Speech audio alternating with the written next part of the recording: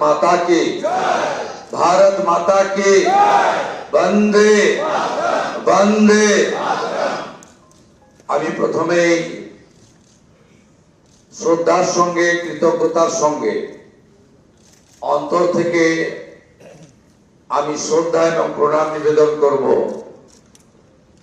বিশ্বের সর্ববৃহৎ রাজনৈতিক দল ভারতীয় জনতা পার্টির যে গণতান্ত্রিক ব্যবস্থাপনা রয়েছে, সেই গণতান্ত্রিক ব্যবস্থাপনায় আজকে যিনি পর্যবেক্ষক হিসেবে উপস্থিত থেকে গণতান্ত্রিকভাবে আপনাদের সকলের মতামত এবং সমর্থন নিয়ে আমাকে দলনেতা হিসেবে নির্বাচিত করার কাজ পরিচালনা করেছেন ভারতীয় জনতা পার্টির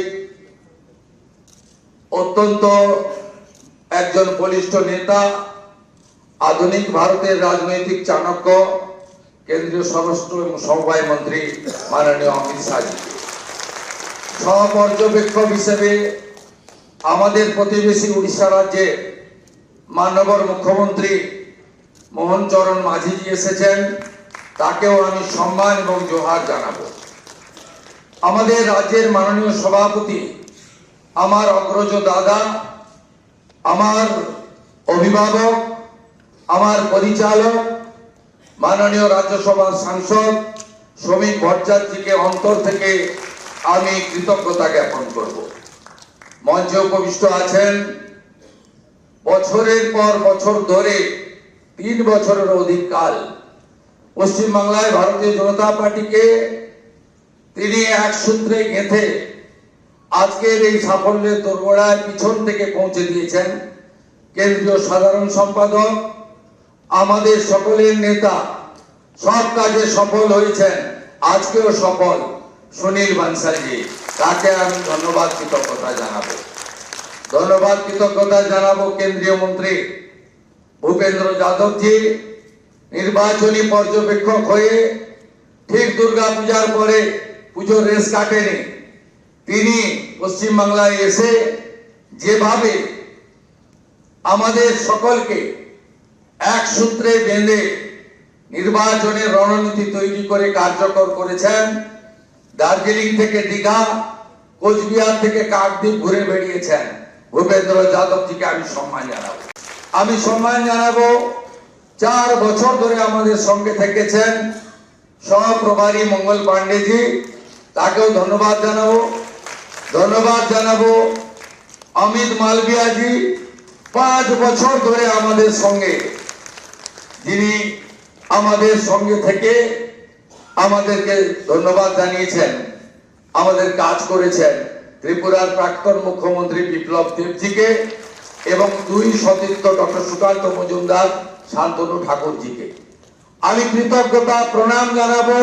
বিশ্বের সর্বশ্রেষ্ঠ নেতা নরেন্দ্র মোদীজিকে, আমাদের প্রধানমন্ত্রীকে, যিনি আলিপুর দুয়ারে প্রথম পরিবর্তন সংকল্প সভায় দাঁড়িয়ে পশ্চিম বাংলার মানুষকে স্বপ্ন দেখিয়েছিলেন, যিনি দমদমে কলকাতা মেট্রো উদ্বোধন করতে এসে পশ্চিম বাংলার হিত গৌরব ফেরানোর গ্যারান্টি দিয়েছিলেন, যিনি ব্রিগেড প্যারেড ময়দানে দাঁড়িয়ে পশ্চিম বাংলায় ভয় আউট করে ভরসা ইন করেছেন, যাকে দেখে মানুষ ভোট দিয়েছে, যার জন্য আমরা জিতেছি, আমাদের নরেন্দ্র মোদীজিকে আমি আমার অন্তর থেকে কোটি কোটি প্রণাম নিবেদন করব।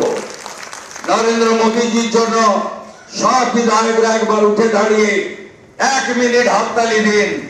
নরেন্দ্র মোদী জিন্দাবাদ, মোদীজি জিন্দাবাদ, মোদীজি জিন্দাবাদ, মোদীজি জিন্দাবাদ, মোদীজি জিন্দাবাদ, মোদীজি জিন্দাবাদ, মোদীজি জিন্দাবাদ, মোদীজি জিন্দাবাদ।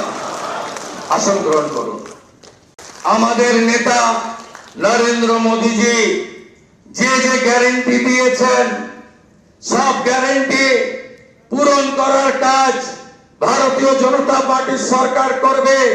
আমি নয়, আমরা নীতিতে ভারতীয় জনতা পার্টি সরকার করবে। কথা কম কাজ বেশি ভারতীয় জনতা পার্টি করবে। চার্জশিট প্রকাশের দিন মাননীয় নেতা অমিত শাহজি দুটো প্রতিশ্রুতি বাংলার লোককে দিয়েছেন। সন্দেশখালী থেকে আর্যিকর হয়ে যত মা বোনেদের উপরে কন্যাদের উপর অত্যাচার হয়েছে তার কমিশন বসবে এবং যারা অভিযুক্ত তাদের বিরুদ্ধে ব্যবস্থা নেওয়া হবে। মাননীয় অমিত শাহজি চার্জশিট প্রকাশের দিন ঘোষণা করেছিলেন যে পশ্চিম বাংলায় ইনস্টিটিউশনাল করাপশন, প্রাতিষ্ঠানিক দুর্নীতি যারা করেছেন তাদের বিরুদ্ধে রিটায়ার্ড জাজকে দিয়ে কমিশন বসানো হবে এবং উপযুক্ত ভাবে আপনাদের সরকারি অর্থ যারা নয়ছয় করেছেন তাদের বিরুদ্ধেও আমরা ব্যবস্থা নেব।